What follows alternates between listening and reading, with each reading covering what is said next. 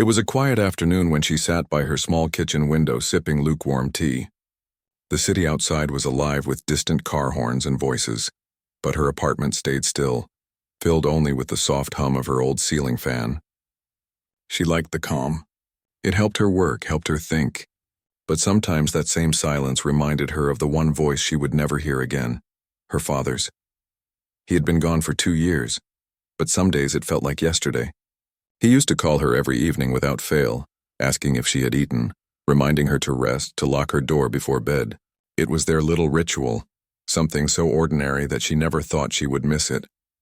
But now, every time her phone rang, her heart still jumped for a second before her mind caught up with reality. She worked as a freelance designer, spending most of her day in front of her computer, adjusting colors, fixing shapes, sending emails. The job paid her bills, but it didn't fill the space her father left behind. Since his passing, her world had become smaller. Her friends invited her out sometimes, but she often said she was busy.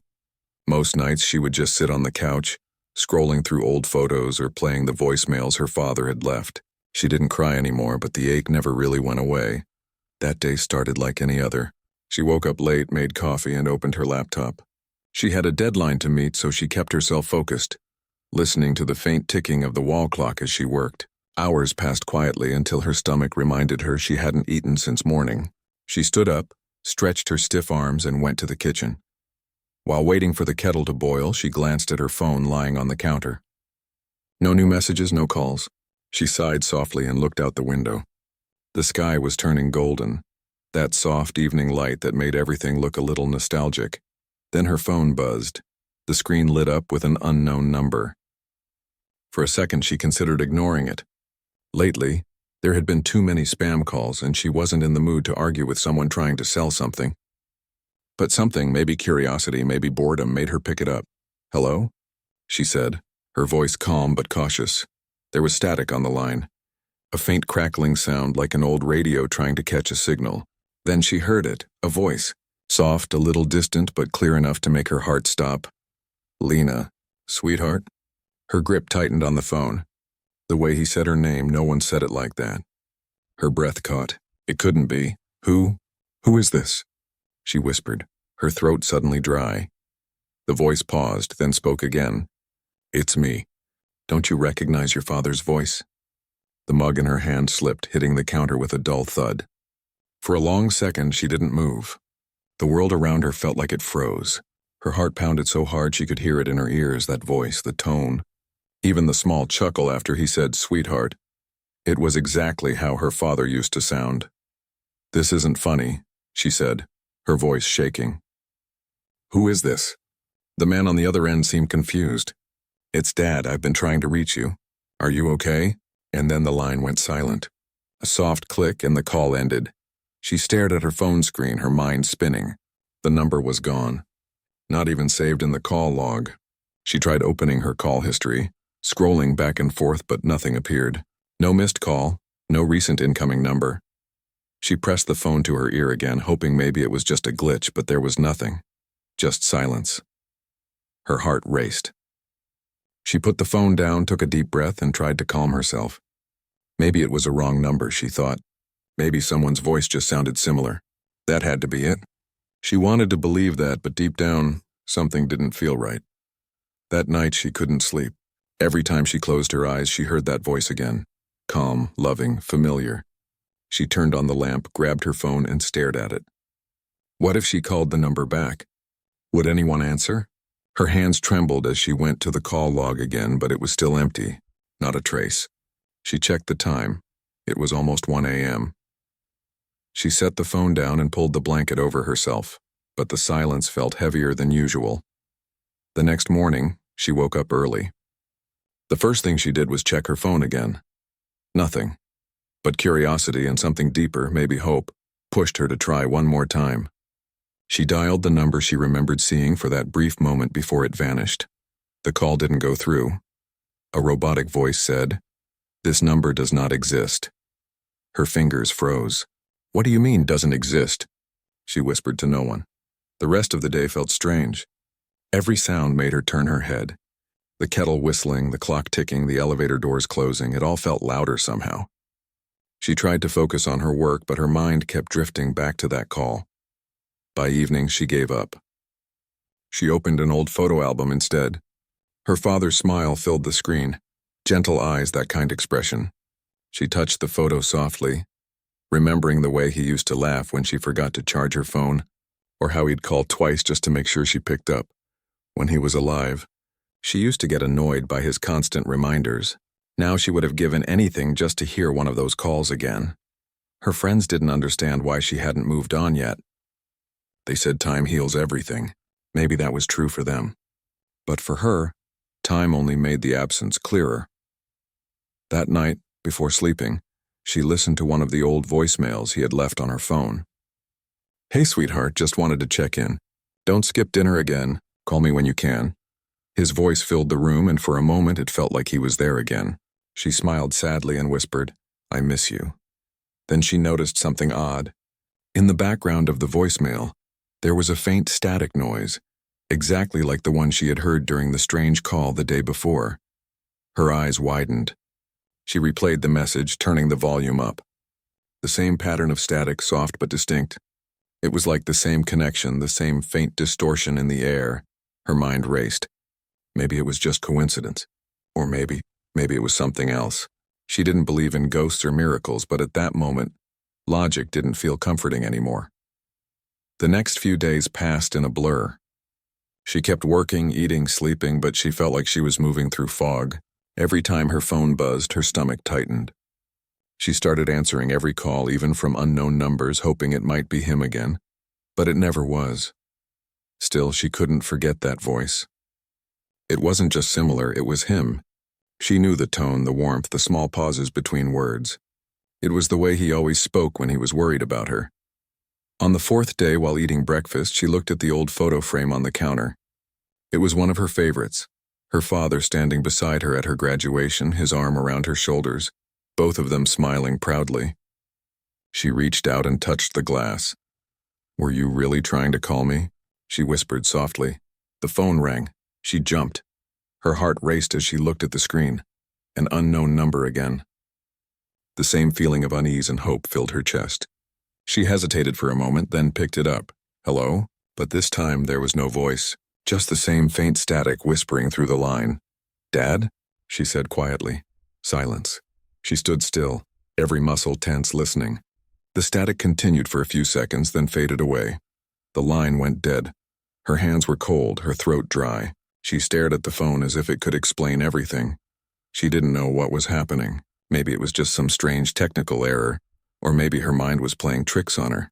But deep down, a small voice whispered that maybe, just maybe, it wasn't a mistake. Maybe it was her father keeping his promise, the one he made the night before he died. He had held her hand and said, "Even if I'm not around, I'll still call to check on you. You'll see." She had smiled back then, thinking he was joking.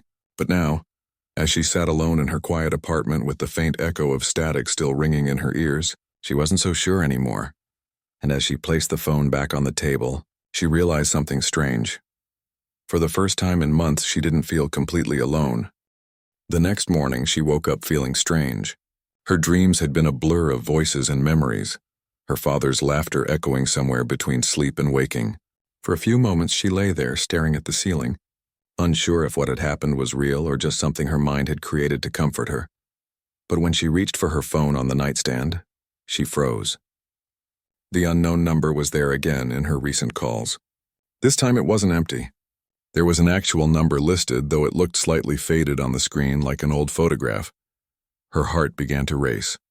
She didn't remember seeing it before. She tapped it with trembling fingers, pressing the call icon. The line rang once, then silence. She waited, whispering, "Hello? Is anyone there?" No answer. Just the faint crackle of static again, and then the line went dead. She set the phone down and ran a hand through her hair, trying to steady her breathing. The same thought circled her mind. Maybe it was just some random number, maybe it was coincidence. But something about that voice, the way it had said her name, felt too real to ignore. She decided she needed answers. That afternoon, she called her mobile company. She explained the situation as calmly as she could, trying to sound rational. "There's this number that called me yesterday," she said. "But it's not showing properly in my call log. I just want to know where it came from." The customer service agent on the other end seemed polite but confused. "Could you please give me the number?" She read it out carefully. The agent typed for a few moments, the sound of clicking keys filling the silence. Then the voice returned, hesitant. "Ma'am, are you sure this is the number that called you?" "Yes, why?" "Because—" The agent paused again. "That number isn't active. It was disconnected more than 2 years ago." Her hand tightened around the phone. "2 years ago?" She repeated softly. "Yes," the agent said. "According to our records, it was registered under the name of—" The voice stopped suddenly as if realizing something. "Sorry, I'm not allowed to share personal details. But this number hasn't been in service since early 2023. Her voice trembled. "Could you just tell me the first letter of the name?" The agent hesitated, then whispered, "It starts with an R." Her father's name started with R. Her mind went blank. "Thank you," she said quickly and hung up. She sat there in complete silence, her heart pounding so loudly it drowned out the sounds around her. Her father's old phone number had been out of service since the same year he passed away. But that was the number that had called her. The logical part of her brain screamed that there had to be an explanation.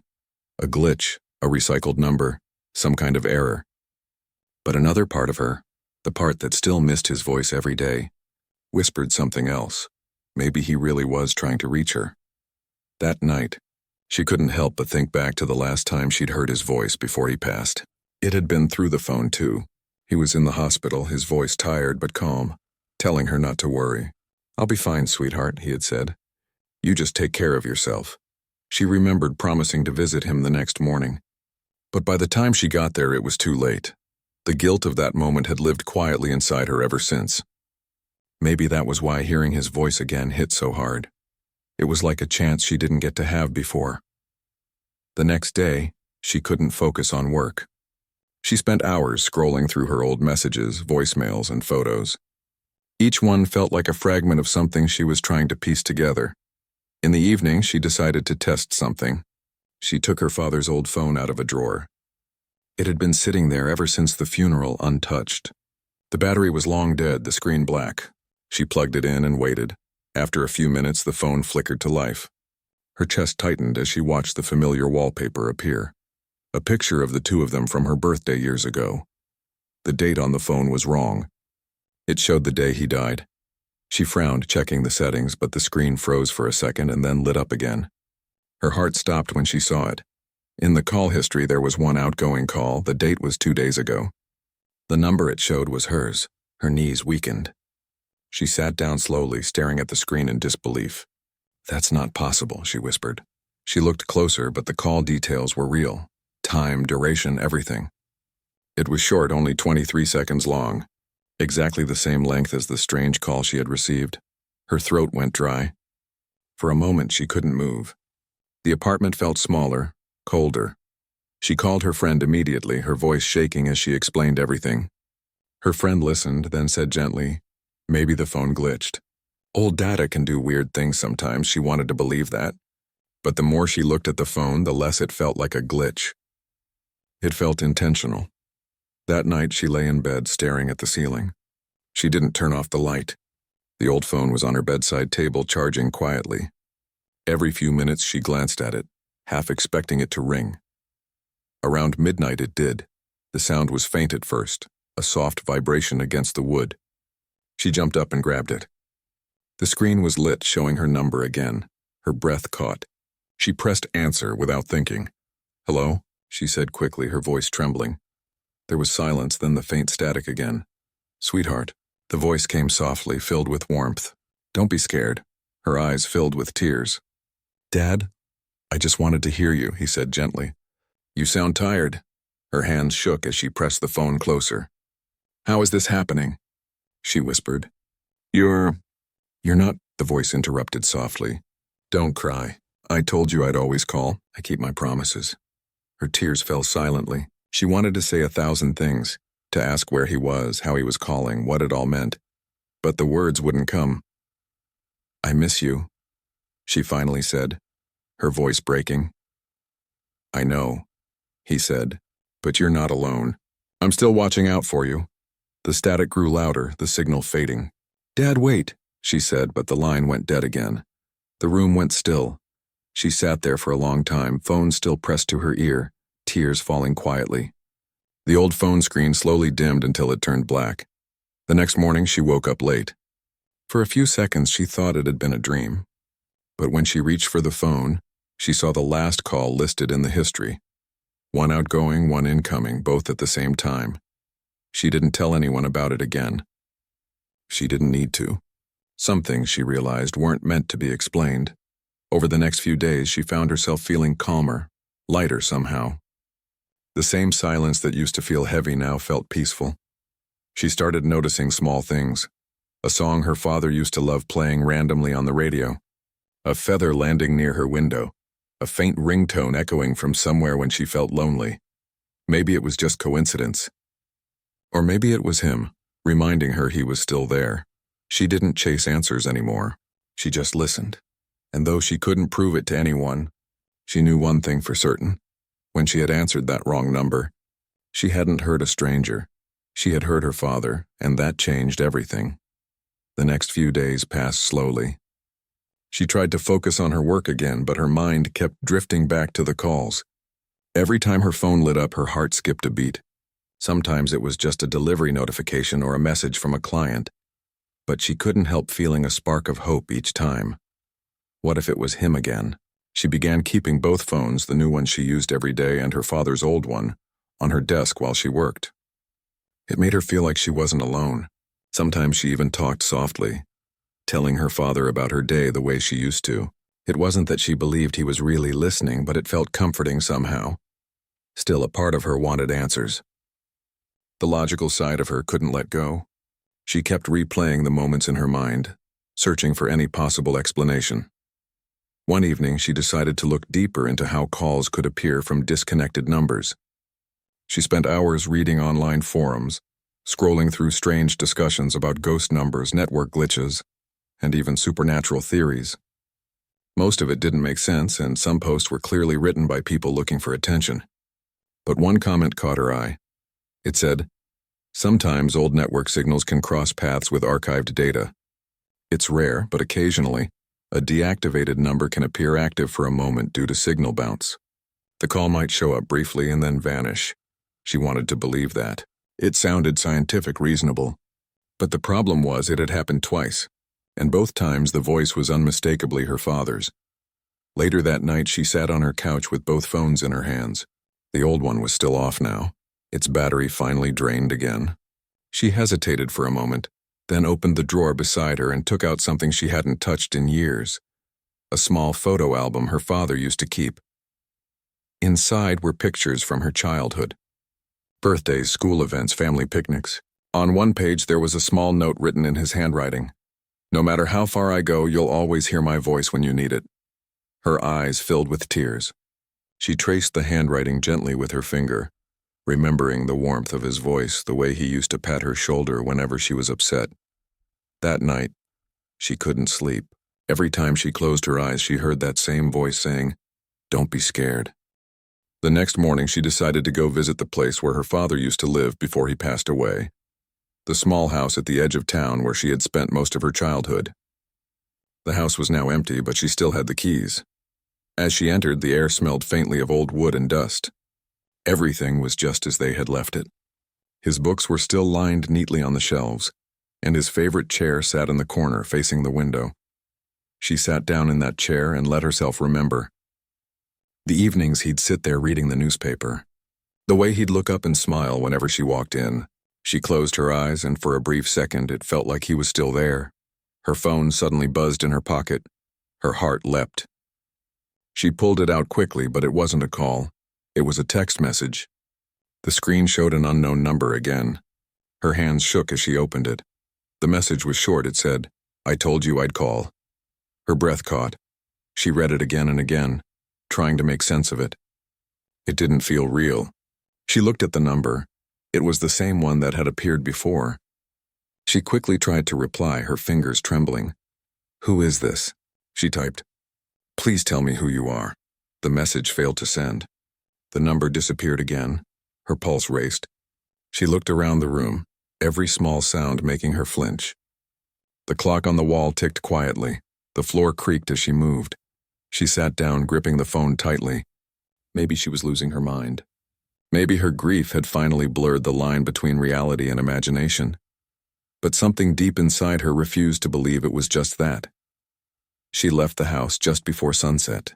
The air was cool, and as she locked the door, she whispered softly, "If that was really you, Dad, thank you." Back home, she placed both phones on the table again. The old one was still off, but she didn't dare plug it in this time. She needed to think. The next day, she visited a small electronics repair shop near her building. She told the technician about the old phone, saying she wanted to extract the call history and data. The man smiled politely and said he could do that. He connected the phone to his computer and waited as the system read the data. After a while, he frowned slightly. "That's odd," he said. "What is it?" She asked quickly. "This phone has one recent call record," he said, "but it's not stored normally. It looks like the log was created after the phone was powered off." She blinked. "Is that possible?" He shook his head. "Not unless someone remotely accessed it or it synced with another device. But this model doesn't even support that." She felt a chill run down her spine. He printed out a small report for her showing the call data. It was her number. Date, time, duration, everything matched perfectly. As she walked home, the world around her felt quieter than usual. People passed her on the street, cars honked. A child laughed in the distance, but she felt disconnected, like she was walking through a dream.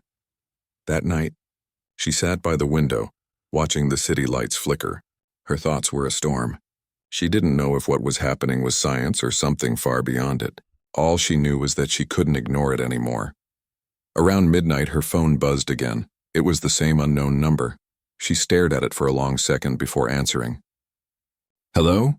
she said softly. There was that static again. Then the voice. Warm, steady, familiar. "You shouldn't be afraid, sweetheart," it said gently. "You always worry too much." Tears filled her eyes. "Why is this happening?" she whispered. "Are you really there?" "I never left," he said simply. "You just stopped listening." Her heart ached. "I don't understand." "Some things aren't meant to be understood," he replied. "You don't have to. Just know that love doesn't end." She tried to say something, but the signal started breaking. "Wait, please don't go." The voice came faintly through the crackling line. "I'm proud of you." Then it was gone. The silence that followed was almost unbearable. She sat there for a long time, tears streaming down her face, phone pressed against her chest. When morning came, she felt different. She didn't tell anyone about the calls, the messages, or the strange data. Some things were too personal, too sacred to explain. But deep inside, she knew something had changed. The heavy grief she'd been carrying for years had started to lighten. It wasn't gone, but it didn't crush her anymore. For the first time since her father passed away, she opened the window wide, letting the morning sunlight flood in. She smiled faintly. She didn't need to keep searching for proof. She had already heard it with her own ears, her own heart. The call wasn't a mistake. It was a reminder that love doesn't vanish with time, and that sometimes, even through static and silence, the voices we miss the most still find their way back to us. And as she sat quietly, the city waking up outside, she whispered, "Thank you, Dad." The phone on the table buzzed softly one last time, just one short vibration, like a gentle reply. The morning after that last call, she woke up feeling both peaceful and confused. Something inside her had changed. For the first time in a long while, she didn't feel like she was trapped in her grief.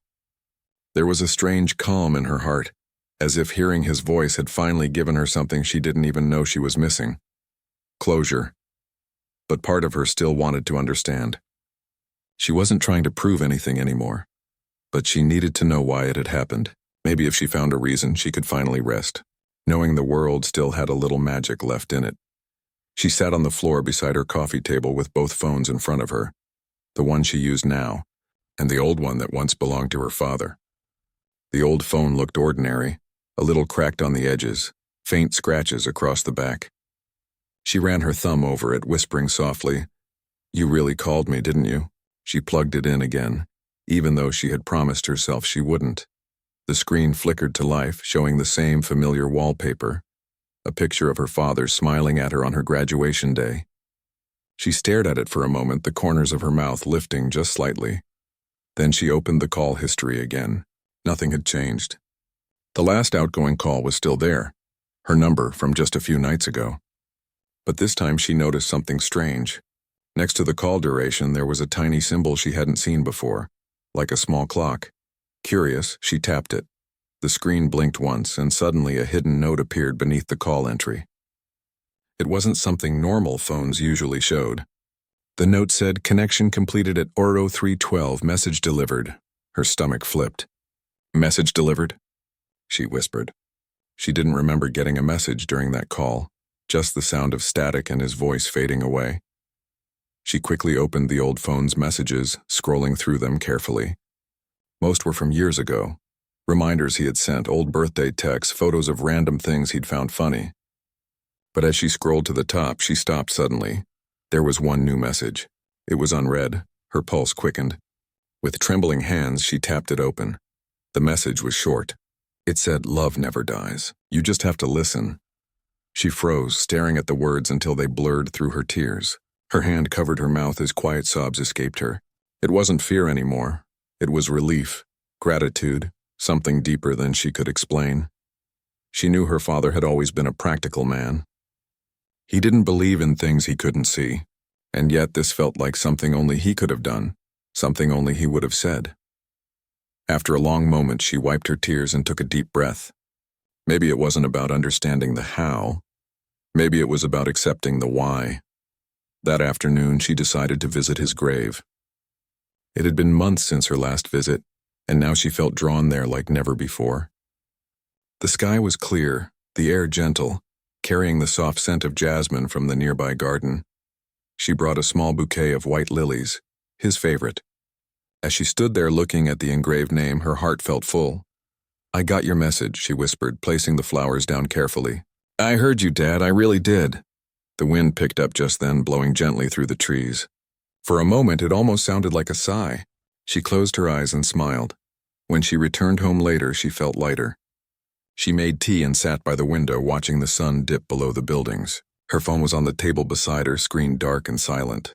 She wasn't expecting another call anymore, but something inside her told her it wasn't over yet. That night, as she lay in bed, she dreamed vividly. She was back in their old house. The lights were warm and soft, and she could smell the faint scent of his favorite coffee. She heard footsteps in the hallway, and when she turned, there he was, her father standing in the doorway, smiling just like he always did. He didn't say anything at first. He just looked at her with that familiar expression, gentle, proud, peaceful. Then he said quietly, "You can let go now." She wanted to run to him to hug him, but her feet wouldn't move. "I don't want to lose you again," she said. "You're not losing me," he replied. "You're just learning to remember without pain." Tears filled her eyes. "Was it really you who called?" He smiled faintly.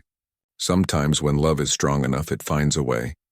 Before she could speak again, the light around him grew brighter and he began to fade. "I love you, sweetheart," he said softly, and then she woke up. Her pillow was damp with tears, her heart heavy but calm. The room was quiet, bathed in soft morning light. She reached for the old phone again. The screen was still black. When she tried turning it on, nothing happened. The battery was dead, and this time she didn't plug it in. She didn't need to. She understood now. The calls, the messages, even the dream. It wasn't just about hearing from him. It was about letting go of the grief she had carried for so long. Her father had found a way to remind her that he was still with her, that love didn't vanish just because life had ended. In the following days, she began to live differently. She started going out again, meeting her friends, smiling more often.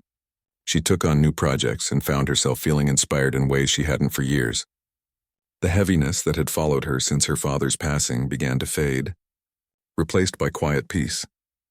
Sometimes when she walked through the city or sat by her window, she would still think about that strange night, the call that shouldn't have been possible, the voice that crossed time and silence to reach her. And sometimes, late at night, she'd still hear faint static from somewhere in the apartment, like a whisper between worlds. It didn't scare her anymore. One evening, as she was finishing work, her phone buzzed. She looked at the screen. It was her own number calling. She blinked in confusion. That shouldn't be possible. For a moment, she hesitated. Then, with a soft smile, she answered, "Hello?" There was silence, followed by the faint hum of static. She didn't speak. She didn't have to. She just listened, feeling a warmth fill her chest. And then, very faintly, she heard his voice. "Everything's okay now." Her eyes filled with tears again, but this time, they were happy ones. "I know," she whispered. "Thank you." The line went silent again, but she didn't feel sad. She smiled softly, pressing the phone to her heart. She finally understood what he had meant all along. The connection wasn't about phones, signals, or numbers. It was about love finding a way to speak, even when words were no longer possible. And as the night settled around her, she felt something shift inside, a quiet certainty that he was still near, not in the way he once was, but in every memory, every small moment of kindness, every time her heart felt at peace. That was his voice too. Days turned into weeks and weeks into quiet months. Life slowly found its rhythm again. She wasn't counting days anymore, or waiting for signs from beyond. Instead, she started to notice the small, beautiful things around her. The way the morning light fell on her desk, the laughter of children playing outside, the smell of rain after long summer days. Something inside her had shifted for good. She wasn't the same woman who once sat in her dark apartment, afraid to answer her phone. She had faced something she couldn't explain, and instead of fear, it had left her with peace. She still kept her father's old phone, though. It rested inside a small wooden box on her shelf, next to a framed photo of them together. Sometimes she would glance at it as she passed by and smile softly. It wasn't about waiting for another call anymore. It was about remembering that she had already received the one that mattered most. Every Sunday, she would visit her father's grave. Not out of sadness, but as a way of keeping the connection alive. She would bring fresh flowers, talk to him about her week, the people she'd met, the challenges at work, or the small victories she had achieved. She spoke as if he was right there, listening quietly, and in her heart she knew he was. One Sunday, she brought a small notebook with her. It was something she had started writing in after the strange call, a place where she poured her thoughts, her memories, and her gratitude. She wrote about how she had been before, and how she was changing now. About how the pain had taught her to notice love in unexpected places. She sat cross-legged near the gravestone, reading one of her pages aloud. "I think I understand now," she said softly. "You weren't trying to come back, you were helping me move forward." The breeze picked up gently, brushing a strand of hair across her face. She smiled, taking it as his quiet way of saying he agreed. When she returned home that day, she placed the notebook beside the wooden box. Then she did something she had been meaning to do for months. She deleted the recording of that mysterious call she had saved on her phone. It wasn't an act of forgetting. It was an act of trusting that she didn't need proof anymore. That night, as she sat by her window with a cup of tea, she thought about how strange life could be. One wrong number had turned into something that changed her forever. She looked up at the night sky, the stars scattered like silver dust across the dark. "Thank you," she whispered. Not to the sky, not to the phone, but to the quiet truth she now carried in her heart. The following weeks brought more light into her life. She reconnected with old friends she had avoided during her years of grief. She started volunteering at a community center that helped elderly people learn how to use modern phones and video calls. She found joy in helping others reconnect with their loved ones.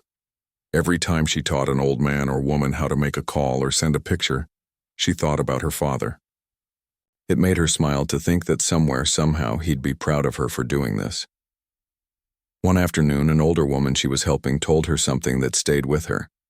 The woman had lost her husband years ago, but said, "Love doesn't stop just because someone isn't here anymore. It just changes the way it reaches you." The words felt familiar. They echoed what she had already learned in her own way.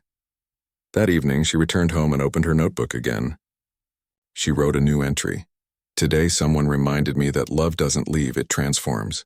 Maybe that's what you were trying to tell me all along." A few months later, she was invited to share her experience at a small local radio show about unexplained life stories. At first, she hesitated. She didn't want to sound like someone chasing ghosts or trying to convince others to believe what she had been through. But then she realized her story wasn't about the mystery. It was about the healing. So she agreed. On the day of the interview, she sat in a quiet studio, a microphone in front of her, a cup of water by her side. When the host asked how it all began, she took a deep breath and started from the beginning. The wrong number, the familiar voice, the fear, and finally, the peace that followed. As she spoke, she noticed the sound engineer behind the glass wiping away a tear. She realized then that her story wasn't just hers anymore. It was something that could comfort others too. Before the interview ended, the host asked her, "If you could say one last thing to your father right now, what would it be?" She smiled gently and said, "I'd tell him that I heard him and I'm okay now." The show aired the next week. People from all over sent her kind messages, sharing their own experiences of loss and the strange moments that had helped them heal. Some had dreamed of loved ones. Others had heard songs, seen lights, or felt the sudden warmth of someone's presence when they needed it most. Her story had opened a space where people could speak about things they didn't fully understand, but deeply felt. Months later, she was sitting at her desk sorting through emails when she found a message from a listener. The woman wrote, "Your story made me call my mother again after years of silence. We're talking now. Thank you." Reading it, her eyes filled with tears once more, but this time they were tears of gratitude. Her father's message had reached beyond her. His words, "Love never dies. You just have to listen," had now touched others too. That night, before going to bed, she opened the wooden box again. Inside was the old phone, silent and still. She picked it up gently, holding it for a moment. "Your message got through," she whispered, "to more people than you can imagine." Then she placed it back and closed the box carefully. She walked to her window, looking out at the city lights below. They twinkled like small stars scattered across the earth. Somewhere out there, people were talking to the ones they loved, mending old wounds, finding comfort and connection. She smiled. The phone never rang again after that night, and she was perfectly fine with that. She no longer needed a voice from beyond to remind her of love. She could feel it in everything she did, in every kindness she offered, in every gentle memory she carried forward. Love, she had learned, didn't belong to the past. It lived quietly in the present, in the way we remember, forgive, and keep going.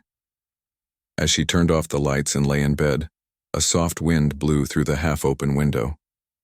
It carried the faintest scent of coffee, his favorite blend. She smiled in the dark, whispering, "Good night, Dad." And somewhere between waking and sleep, she thought she heard a familiar voice, warm and distant, saying back, "Good night, sweetheart." The night grew still, peaceful, and though the world outside kept moving, she knew in her heart that some connections never truly end. They simply change shape, carrying love forward through time, through silence, through everything. Time passed quietly after that. Seasons changed.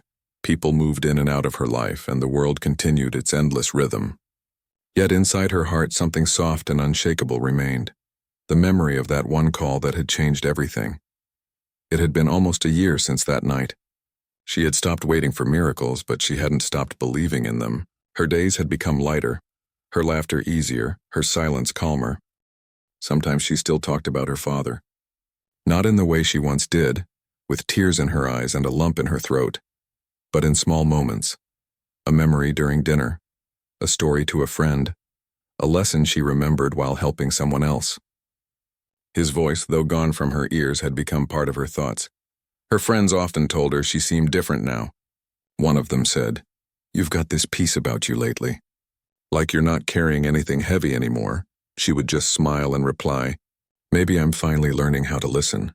One morning, she decided to visit the small coastal town where she and her father had gone every summer when she was young.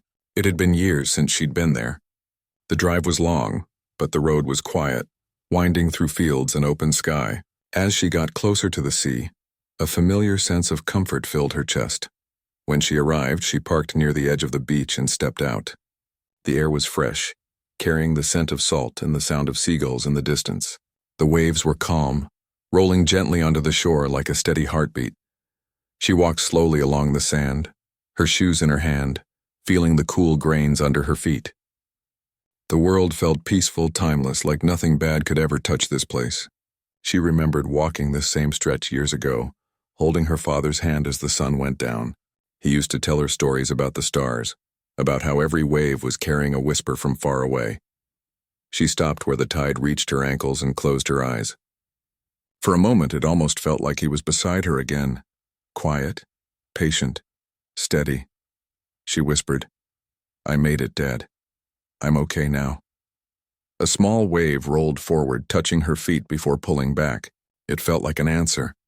She stayed there for a long while, watching the water shimmer under the sun. Then she reached into her bag and pulled out something, a small glass bottle. Inside it was a folded piece of paper. It was a letter she had written a few weeks earlier, not to send or show anyone, but simply to let go. She had written everything she wanted to say. Thank you, I love you, I miss you, and I'm ready to live my life now. She knelt down, letting the bottle rest in her hands. This isn't goodbye, she said softly. It's just me saying I'll keep going. Then she gently set the bottle into the water and watched as the tide carried it away, further and further until it became just a glimmer on the surface. When she finally turned to leave, she felt lighter than she had in years. On her drive back, she stopped at a small roadside cafe, the kind her father would have loved. It was simple, quiet with the smell of coffee and the sound of an old radio playing softly in the background. She ordered a cup and sat by the window, watching the road outside. A few minutes later, the waiter brought her coffee and said with a smile, "You look like you found something good today." She laughed a little. "Maybe I did," she replied.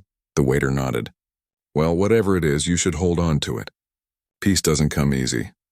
She smiled, stirred her coffee, and thought, he's right.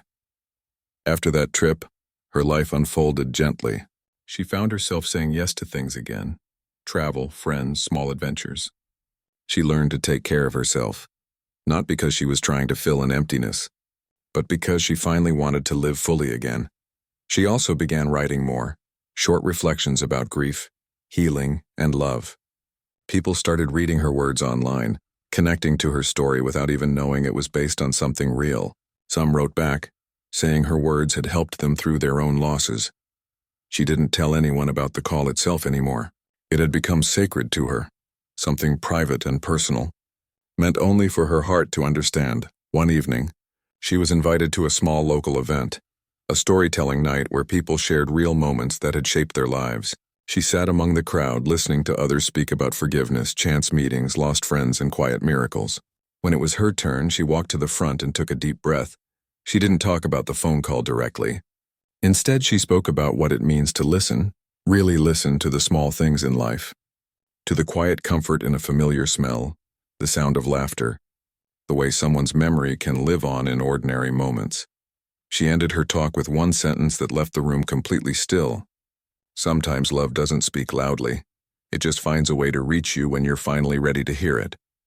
When she stepped down, several people came up to thank her, some with tears in their eyes. One woman hugged her and said, "I think I needed to hear that tonight." Driving home afterward, she felt a deep calm. Maybe that was the real purpose of everything that had happened, not just for her to heal, but to help others heal too. That night, she placed her notebook on her bedside table and looked once more at the small wooden box, holding her father's phone. She ran her fingers across the lid, whispering, "You did good, Dad." The room was quiet, but a faint sound of static came from somewhere. Not from the phone, but from the radio she kept near the bed. It crackled for a second, then settled into a soft melody. The song playing was one her father used to hum when fixing things around the house. She laughed quietly through her tears. "You still find your ways, don't you?" The next morning, she woke up early and opened the window to let in the cool morning air. A new day had begun, bright, ordinary, and perfect in its simplicity. She made coffee, just like he used to, and sat by the window, watching sunlight spread slowly across the city. Life had moved on, but the love hadn't gone anywhere. It had simply changed shape, into peace, into gratitude, into quiet strength. She picked up her pen one last time and wrote the final page in her notebook. "I used to think love ended when someone was gone. Now I know it doesn't, it just changes how it reaches you. It waits in memories, in kindness, in small moments that remind you you're never really alone. Love doesn't leave, it lives differently." She closed the notebook and smiled. Outside, a soft breeze moved the curtains, and for a moment, she felt it again. The same warmth that had once filled her heart through a phone line. She didn't say anything out loud this time. She didn't need to. The message had already been heard, and this time it would stay with her forever.